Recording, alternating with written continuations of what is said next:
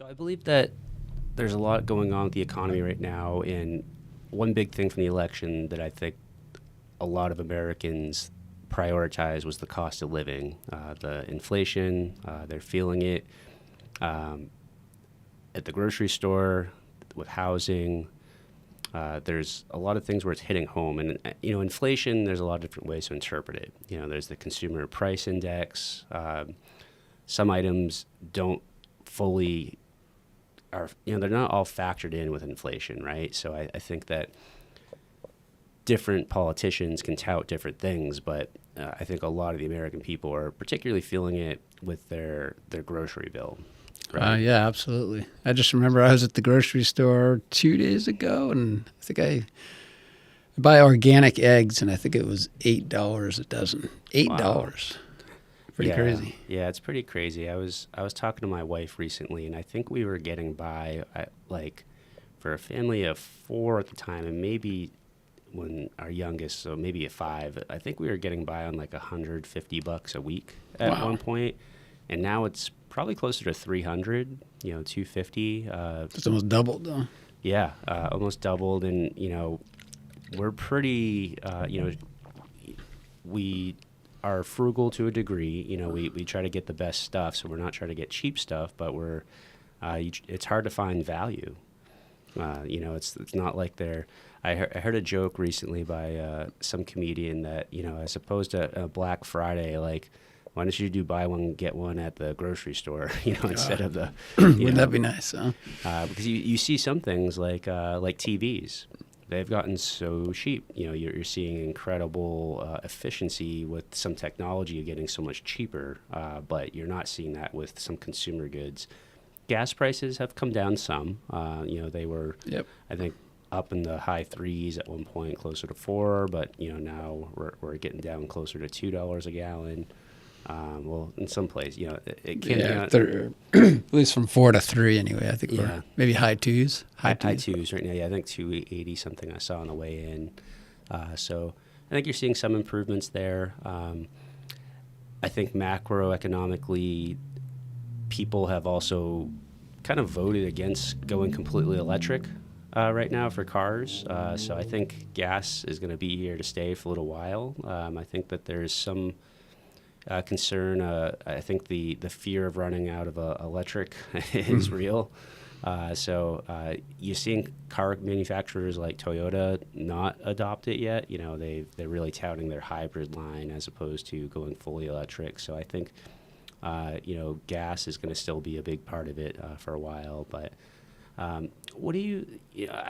I guess when it comes to the high costs, a lot of it was put on the Biden administration, some of their decisions. But I think that we're still dealing with, there was a lot of major supply chain disruptions that happened during COVID. Yeah. And a lot of money was printed during COVID, and you don't just recover. I believe that there was more money printed during COVID than was in existence in the current, money, what was in circulation at that point. So it's going to take years, to recover from that. It might take decades. We may not just ever recover from it. So I think a lot of that kind of fell on, this, and there's probably some decisions they made that also further attributed to that. But both of those combined, I think, is what we're experiencing right now.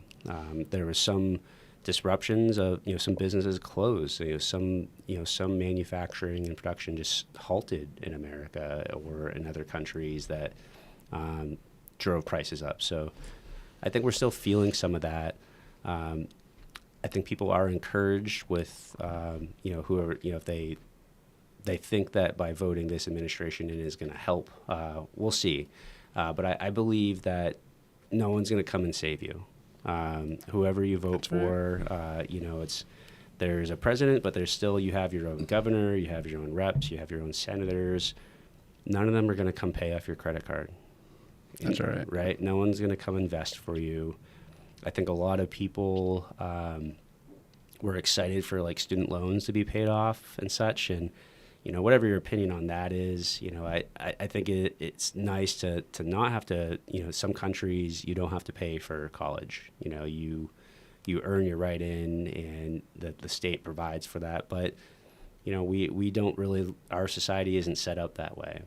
So I think that there's, different opinions on it, to say the least, but that still shouldn't move the needle that, much for you. If you have your student debt relieved, that's not going to cause you to retire, right away, right? That's right. So something we were talking about before coming on is you need to be a millionaire to retire.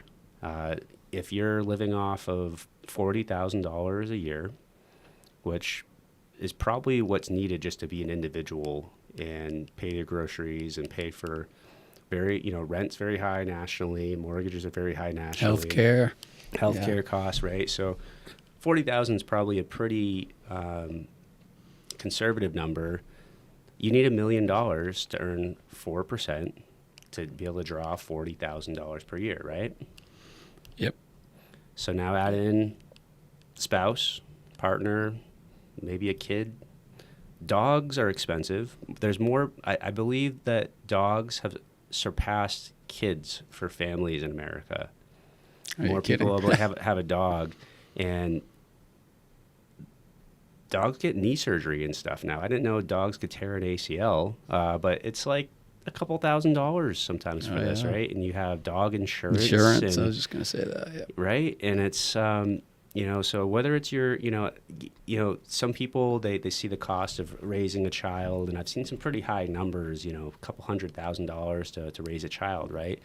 Well, you're not, if you get a dog, it's like having another kid. Yeah, and right. I mean, you're not exactly getting away from that, right? Right. You have any pets? I can't remember. I don't yet. My wife and I had a rule that all children had to be potty trained before we got a dog, and our little guy's 4, so we're about past that, but he still gets us up at 3 or 4 in the morning every night. So we have some work. We have some work to do there in terms of time and effort and such, but. Maybe one day. I think we're dog curious right now. Okay. We're starting to look, but yeah, I mean, but I was just reading you some of the stats right now. So these are some stats that I just read by generation. So silent generation, there wasn't necessarily exact data. A lot of them are varying widely on money saved as they're on Social Security. But let me start with the baby boomers. Baby boomers, on average, have savings, including retirement accounts, of between $162,000 and $240,000. And baby boomers, we said that was what, 60 to 80, 80-ish? Yeah, about 60 to 82. So age, okay. Born 1946 to 1964. Okay. Not $1 million. Nope. Generation X, born 1965 to 1980. Approximately $87,000 to $170,000. Not $1 million. Not $1 million. Millennials. Now, millennials, I'm a millennial. I'm a geriatric millennial. So those are 1981 to 1996. So I'm on the earlier side, so I'm an older millennial. Typical savings, $20,000 to $65,000. Wow. Okay. Right. Got a ways to go to $1 million. Got a ways to go. Generation Z, born 97 to 2012. Average savings, $2,000 to $10,000.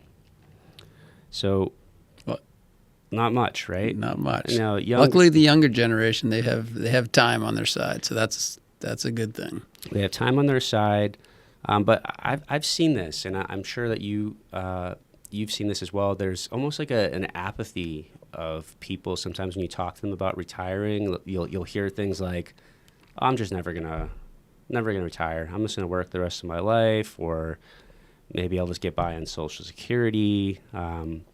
If that's even there. If that's around. And pensions have gone away. There's some people that still get pensions, but for the most part, there's not many pensions any longer. But there's this apathy that you're just never going to be able to retire. It's all human behavior, right? It's if you don't, I think there's the it's Henry Ford. You think you can, you think you can't. You're right. A lot of retirement savings is not the return that you get. It's just the habit of saving. The majority of the return you get in your portfolio is just being disciplined, setting aside that money every single month, funding that IRA, funding the IRA, the 401k, getting your match, whatever it is, and then getting that return on it. It's time in the market, not timing the market. When I used to work as a financial advisor, my main part of the job was just telling my clients not to read the newspaper. Not that people read the newspaper anymore, right? So that newspaper. What's that? That dates me a little bit. But with that said, though, there's always fear to come into the market because you might lose your money.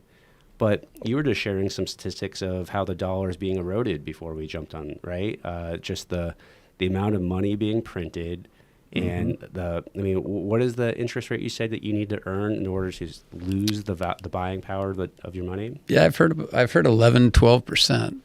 So that's debasement plus the inflation rate. And what's debasement? So debasement is when the government's printing money, and so I can't remember the statistic, but it's like your dollar, dollar 20 years ago.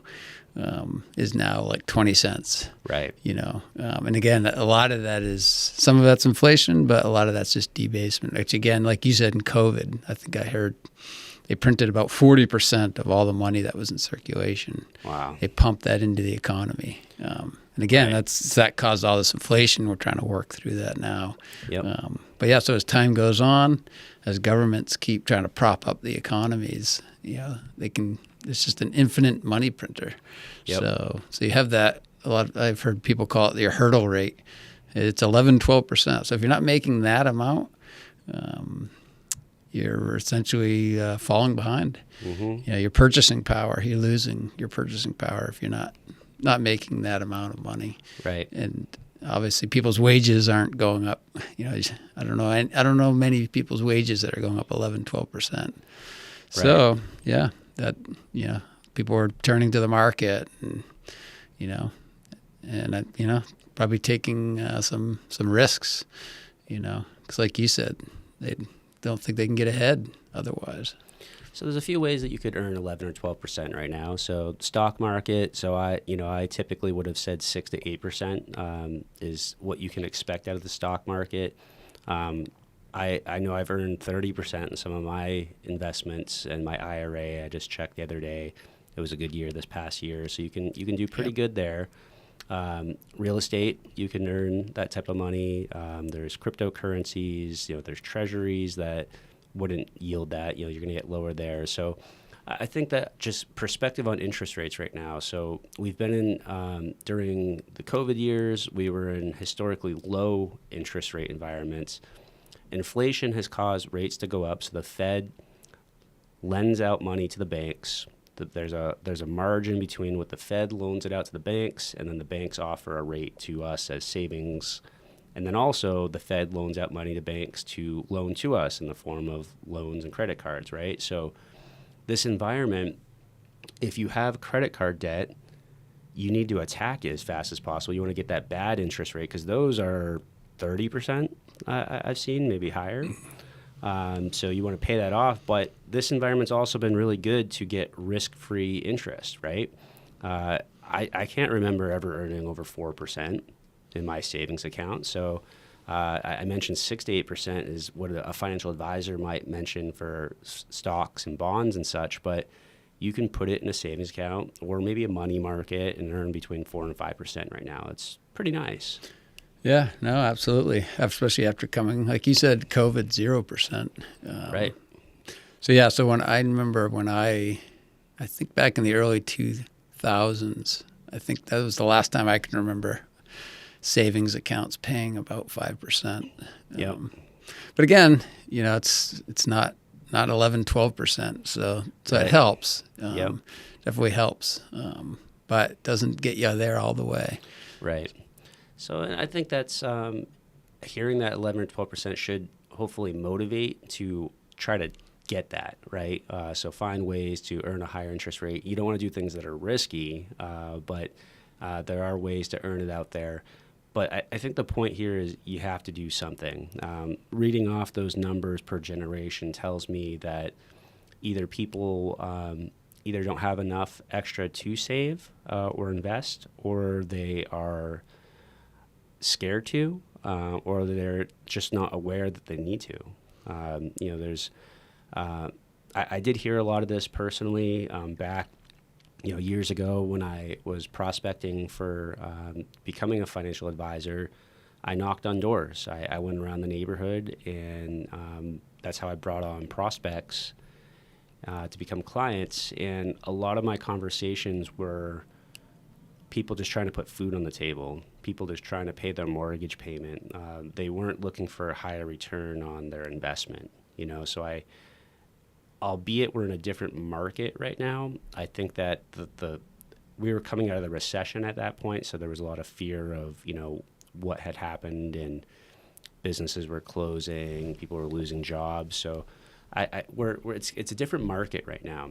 Unemployment's still pretty low right now. The economy is doing pretty well. GDP is pretty good. But people still, it's the rising costs that are really hitting people, right? So how do you combat that? I mean, you can try to earn more money, either from your job, or maybe it's a side hustle, or you have to invest more aggressively and get a better return to combat it, right? Yeah, exactly. Yeah, I think especially this gig economy, right? A lot of people now have 2-3 jobs, right? They're so yeah, it's the only way some people can get by. It's not easy, that's for sure. Yeah, and I mean, you and I, we've worked together now 14 years. I feel like you and I have always done like 3 or 4 things, right? Yep. We've always just kind of had different stuff. Since I was 18, I've always done, I had my regular job, and I worked as a contractor in a few different capacities, right? And I think having that mentality of just, I think it's one of the more risky things you can do, just to work one job, right? Yep. If you're an employee, at any point that company, if they're going through a financial situation, could let you go. And if you got a mortgage, if you're providing for your family, if you got payments, like that sounds pretty risky to me.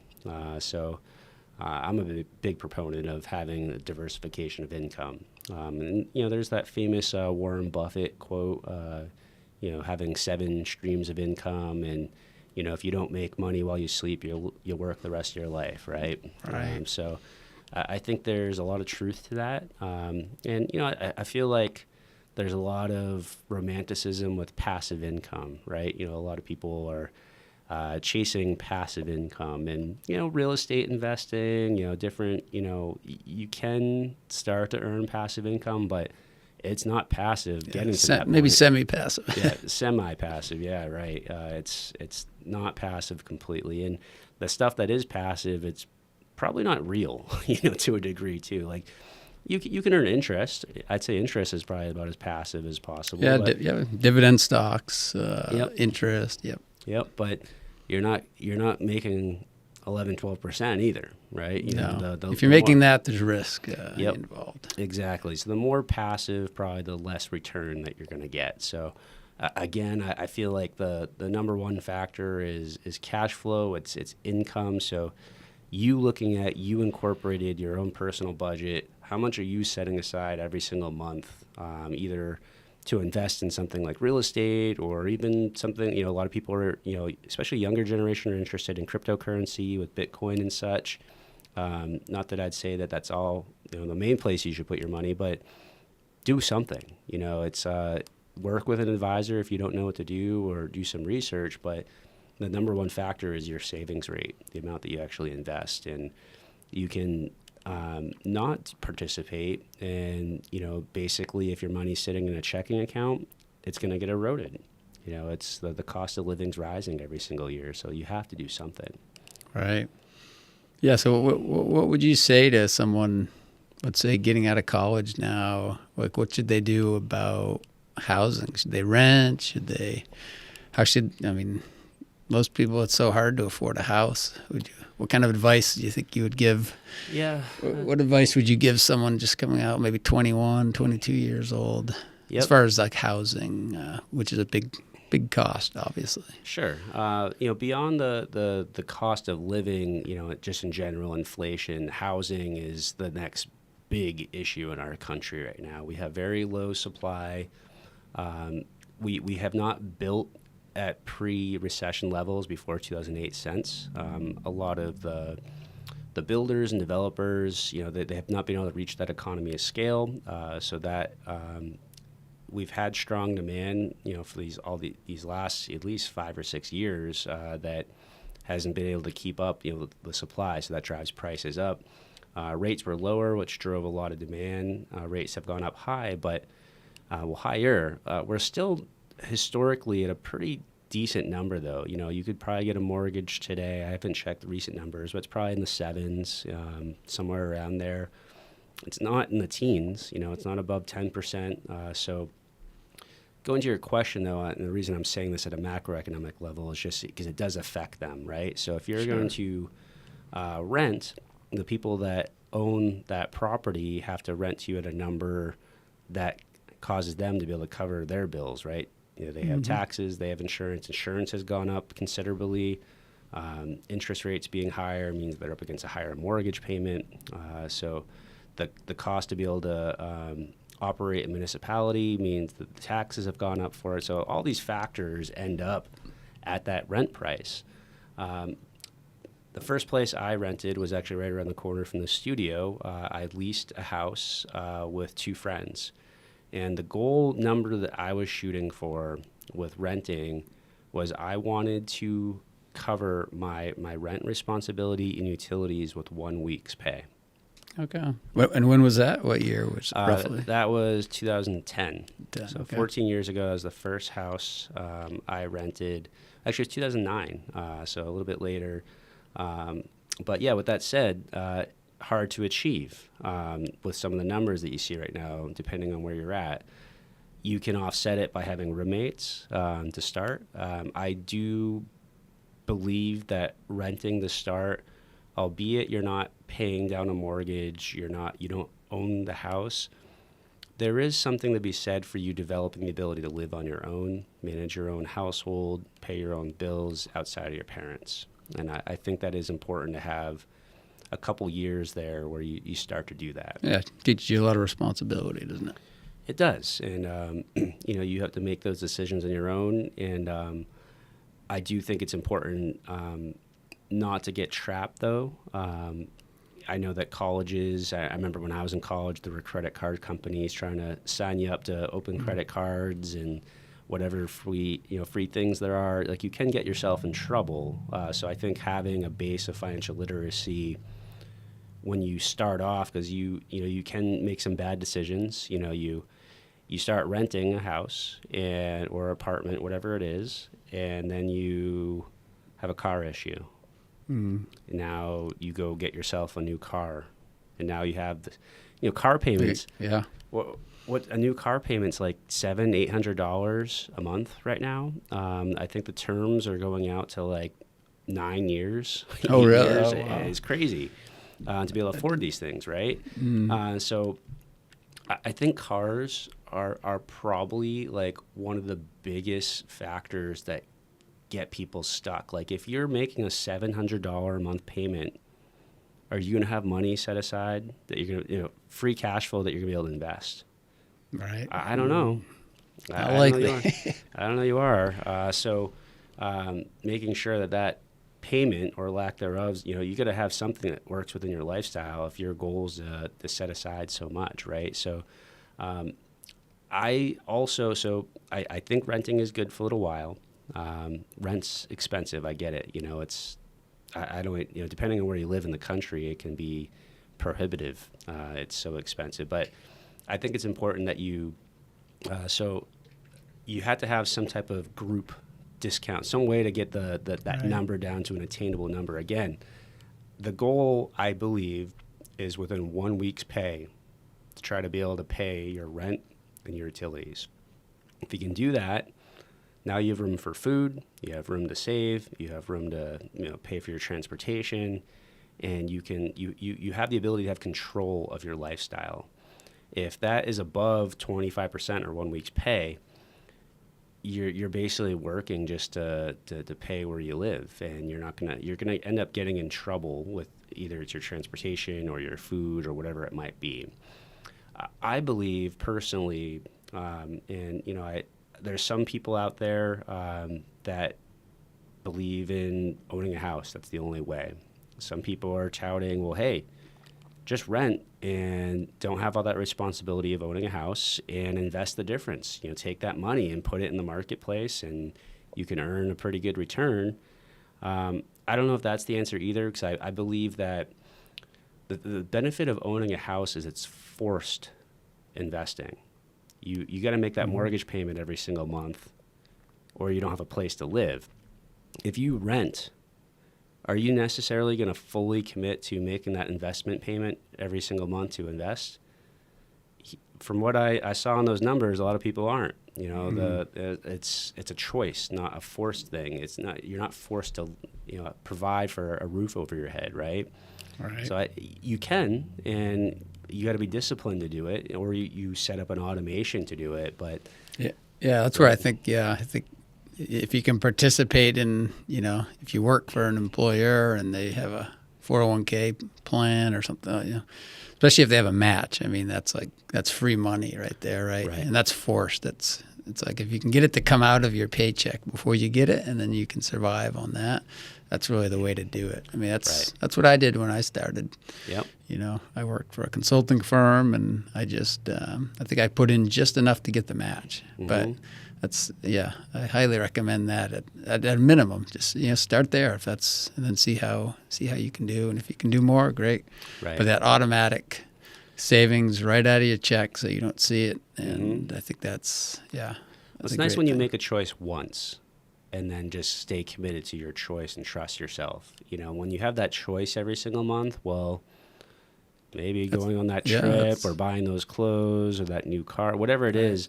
It only takes one trip to a car dealership to mess up your life, right?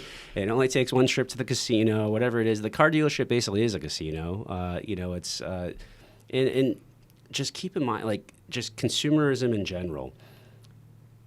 The commercials you see, either online or on TV, or if you go into a store, if you go into a web front store, there's so much psychology and effort that's been built into companies trying to separate you from your money, right? Yeah, isn't there a statistic out there this day and age with everyone on their phones and computers? Aren't you advertised to? It's some crazy. It's 5,000 per day. Thousands of times a day. You just have something in front of you trying to sell you something. Yeah, and it's crazy. And they're using your own. Now everyone wants to be an influencer, right? And it's like the dreams to get paid to live whatever lifestyle you want, but they're touting these products, right? So now it's like these people that you might know or think that you trust or like, and now they're telling you need to buy this coconut oil, cream, water, whatever it is, right? And it's that's the reality of what it is now. But back to the question, my first home purchase was a 3-family house. I'm a big proponent of that being the solution. Eventually when you're in a place where you've saved up some money and you, instead of renting or buying a single family house, this is really important, especially if you can do it before having kids. If you can roll up your sleeves a little bit and buy a 2 or 3 family house and live in one unit. And, for me, it was the dream of owning the house I grew up in. I grew up in a 2-family house, and it just hit me like a ton of bricks. I could live in one side, and the rent can pay my mortgage. That was just like a light bulb going off. Why isn't everybody doing this? Now, the economics don't necessarily always work that way, but say the average rent in your town is $2,500 or $3,000 a month, which is what a lot of people are seeing. And you can buy a house and pay that same amount, $2,500 or $3,000, but now you can buy a 2 or 3 family, and your mortgage payment might be the same or a little bit higher, but you're collecting rent to offset that. And maybe the number you're against is maybe it breaks even, maybe you make a little money, or maybe you pay $500 a month or $1,000, but now your earned income is not going towards $3,000 a month. What a difference that does for you in your ability to save, invest, pay down debt, to get you online where you want to go. Now, when I bought my first 3-family house, the term house hacking wasn't popularized. Bigger Pockets and some of these other forums have made it more popular, which has created more demand for those types of houses.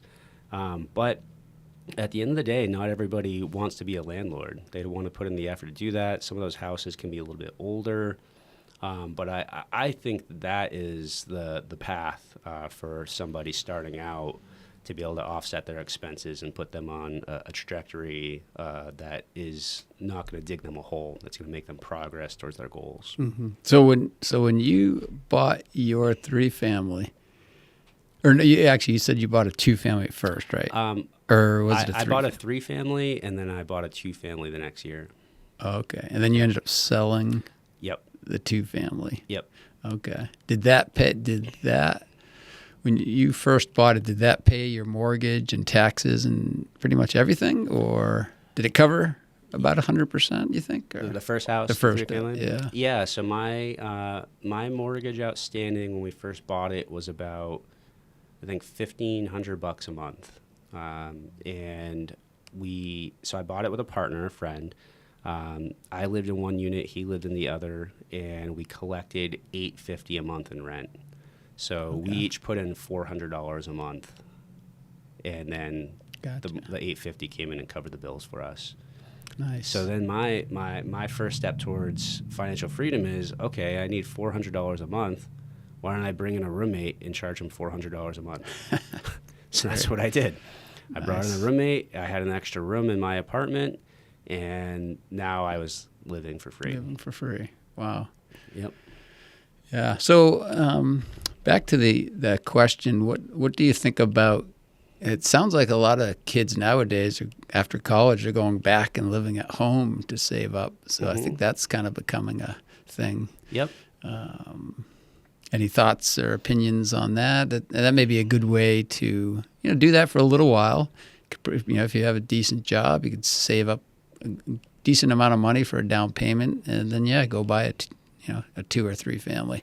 But this day and age, you need a decent amount of down payment just because the prices of a 2 or 3 family now, are pretty high. So you need $20,000, $30,000, $40,000. Is that right? Yeah. So 3.5% down is FHA minimum. You can, depending on the loan product and such, there are ways to buy with no money down, but 3.5% is pretty standard. 20% conventional financing. So on a property like that, 20% you're talking $100,000, right? So yeah, numbers are a little bit different versus when I bought. Now, I used to work for a real estate title office. I used to sit down with people when they were filling out the paperwork to buy real estate. I saw many young, successful people doing well in buying real estate.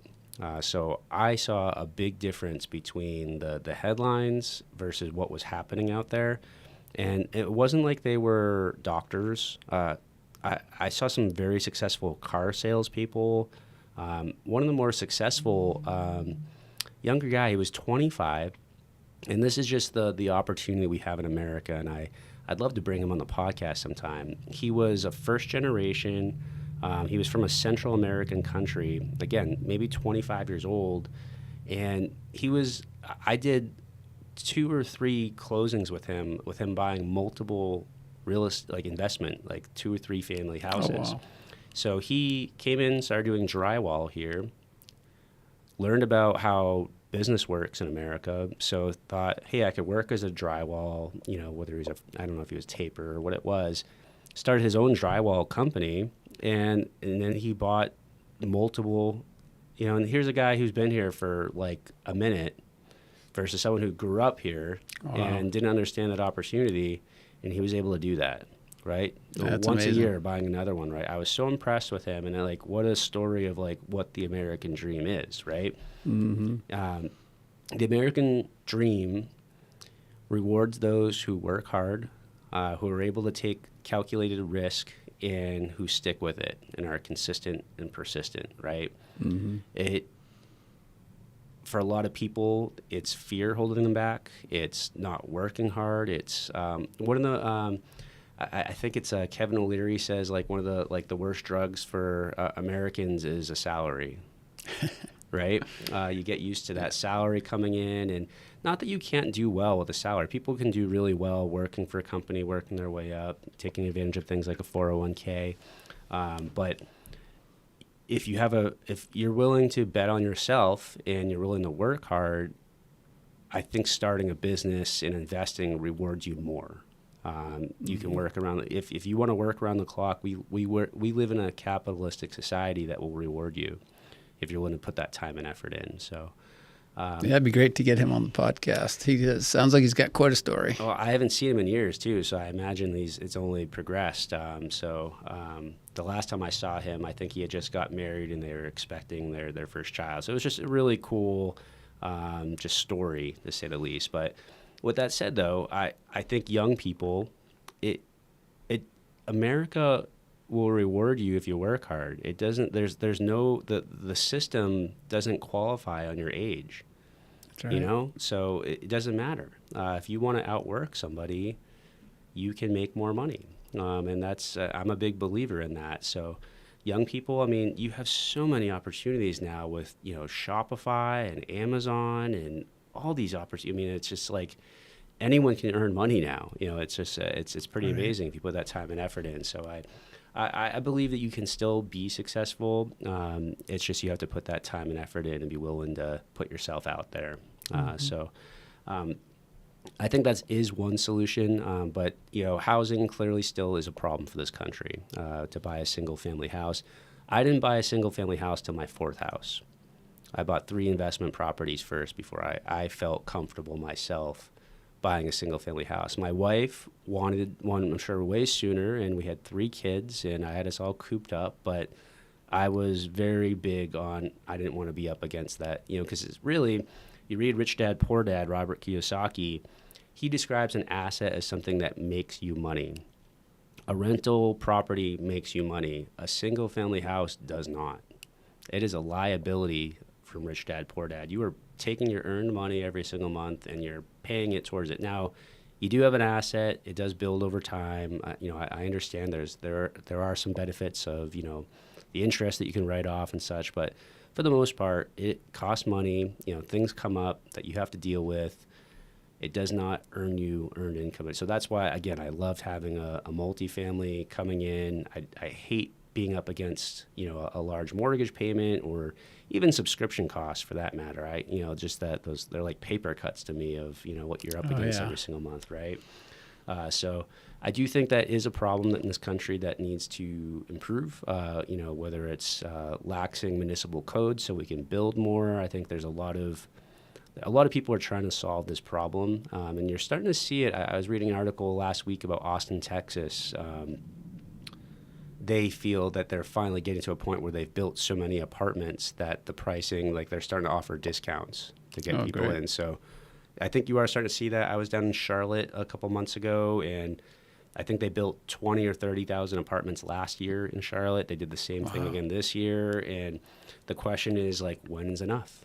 When are you going to, you don't ever want to hit that point if you're a developer or builder, right? But eventually at one point, there's going to be enough apartments to satisfy the amount of people that want to live in that area, right? I think you're seeing right now probably the highest quality group of people renting, maybe historically in America. You're having people with really good incomes and credit scores that otherwise would like to buy a house, but maybe they can't, or maybe they don't want to buy at such a high number. They think it's going to improve. Yeah, they don't know where they want to live, right? Yep. Maybe another good reason to rent. Yeah, absolutely. And that we have a preparing for homeownership course, and we talk about some of those elements, right? Sometimes people will buy a starter house and kind of progress as maybe their family grows. Maybe there's job uncertainty. So buying a house, it's a big decision. And I don't think you're a failure if you don't buy a house. I think that a lot of people might feel that way in our country, and we're at a pretty tough time in terms of house pricing. I was just reading a report briefly this morning that for the state we're in, New Hampshire, if you take the median income, this is from I think the September report, not the October, only 60% of the people in our state can afford a house. Really? Yeah, so the affordability index, I think it's an all-time low. All-time low, yeah. Yep. And pretty much every single month that comes out, it's like a new all-time low. Wow.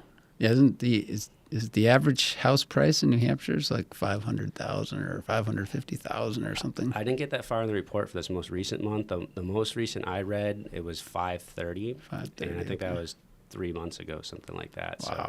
Wow. So yeah, pretty wild, right?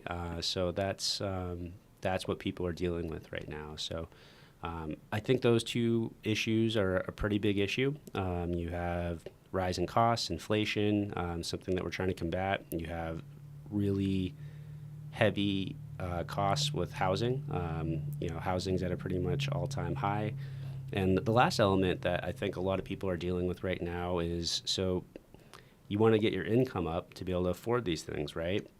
But the way to get an income up, at least for when I grew up, was you need a college degree. I remember my father from a very young age, I remember him telling me when I was in like third grade, like the big opportunity for you is you need to get a bachelor's degree.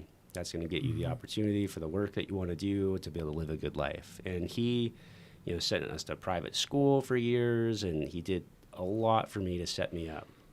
And, I think to a degree, it did give me a lot of opportunities. I didn't go to a Ivy League school. It wasn't a private college. I just went to a state college. I worked hard, and I think a lot of the reason I got jobs was the other stuff I did beyond my degree. But with that said, the ROI is, some people aren't really seeing it right now. For what you pay for a degree, will it pay off? That's right. Yeah, especially with the rising cost of college. I think back when you were in college, and even when I was in college, you could expect, you pay $10,000, $15,000, $20,000 a year, you get a decent salary. Now salaries have only gone up so much, and so the ratio of what college costs to what your salary is starting to get out of whack, I think. Yeah, I agree, and it's I've started to see it. So I got back involved with coaching this past year for wrestling at the local high school. And, usually before like the state championships and such, they introduce the kids and they talk about, what college they might go to if they're a graduating senior. And I started noticing a lot of younger high school graduates pursuing the trades, going to, whatever trade school or apprenticeship type programs. And I think that as I learned more, I never considered anything like that for myself. I definitely was not very, my father never really taught me that, I never worked with my hands that much, right? Mm-hmm. But you can do really well in the trades, and there's a huge need for that in our country right now. So many people hitting retirement age, plumbers, electricians. Mm-hmm. It's going to be a huge opportunity, I think. Right. And I think that I guess the perception probably for our generations, you're Generation X, I'm a millennial. I think it's shifting for Generation Z and eventually Generation A, Alpha now for the younger kids. It's not, I think there was this perception like if you didn't go to college, like you were a failure to a degree. But yep. Maybe not for everybody, right? But it was really shoved down our throats. I feel you had to go to college, you had to get a degree. That's just what you did, right? That's what you had to do, right? But now it's like we're kind of coming to a point now. Like, I don't want $100,000 of student loan debt, and for a job that might not pay for it. And you're making a commitment when you get in there. And, you're a sophomore and now you've already paid for a year or two, like you really have to see it through. If you don't finish that out, and now, that's like the worst case scenario. You're up against this big number, these big student loans, but you don't get that degree. Right. You could really set yourself up to be in a bad position. Yeah. Oh, that's a great point. Right. I think deciding to go to a state school is probably, a good option. And, the cost of some private schools now. Not saying they're not, I think a lot of a lot of people say the connections you make in those schools can be worth it. So I'm not saying, I don't think it's necessarily worth it, but yeah, you got to be careful, I think. Yeah, and there's strategies, right? Michelle, one of our founders for MFF, she came from Illinois, and it was very normal there for most everyone to go to a local technical school for those first couple years and then transfer in those credits to a 4-year college, right? That's what my wife worked for a local technical school, and that was the big message of, it counts towards the 4-year degree, much more affordable, eases you into college from high school. Makes a lot of sense, right? Yeah, that's exactly what my brother did. He did 2 years local school, and then he came over out to UNH. Yeah, worked great for him. Yeah, and I think you can even start that stuff in high school, right? Like you could start taking college credits at the high school level. I mean, people take AP classes, can count towards college credits. So there's ways that you can get college credits before ending up at a 4-year college, and before that cost per credit is so high for each class. And there's been a lot of online education as well. I used to work for an online school, and I think it's great how they've brought the cost down. I don't know if the way that you learn is, I think there is a lot of benefit to being in person and seeing a lecture and being challenged, and the dialogue with students and such is important. But it's hard to argue. I mean, I think this is over 10 years ago, but I think the online cost per class was like $900, and the same exact class in person was like near $4,000. Wow, And that's a big difference. Was 10 years ago, so right, amazing. So a lot of leverage to take the online class when you start. Yeah, I think you need discipline. Yeah, I know some people taking that or hybrid. But it's tough. Some people I know have tried the online, and if you're not disciplined, it can be real easy to fall off. Right. And get into that spot that you don't want to get in, pay all that money and not see anything for it. So yeah, if you're the right type of person, it could be a great option. Or like I said, a hybrid. Hybrid could be a good option. I know that's out there. I've heard that as well. Yep. Yeah, I think that that is good in college to have some freedom of choice, and I think that you have to develop as a person, similar to like renting your first apartment. Like you're making some financial choices for the first time. You're making decisions on what you want to learn, and I believe that failure is a great teacher. And I think that when you're in school, it can be costly, but it's also good for that time to develop as an adult before right. actually going out into the real world too. So I think that time is really important.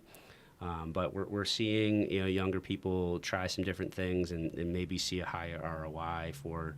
You can go to trade school and do an apprenticeship and become a plumber or an electrician or whatever it is. And I think there's a lot of need for that, and I highly encourage them, because they can. You start off and then turn that into a nice business and do really well. And we're seeing private equity firms start to buy those companies now. I mean, it's like you're getting bought out like a tech company now. Yeah. Yep. No, it's a great opportunity. Yep. A lot coming the next 10 years for sure. Yep. So I think those are those three things that we brought up today are probably three of the bigger problems we're seeing in the country in terms of the inflation, cost of living, and ROI on college. But I believe in what we teach here at MFF. You control your own economy. Having financial literacy as a basis for a lot of these decisions is so important. Having objective, factual information of doing what's best for you and your family, but having the math done, what you're actually going to do, right? So I do believe people have the power and the ability to create a really nice life despite the high costs and the high situation we're in right now. It just takes some time and effort. It might take more time and effort than it did, 10 years ago.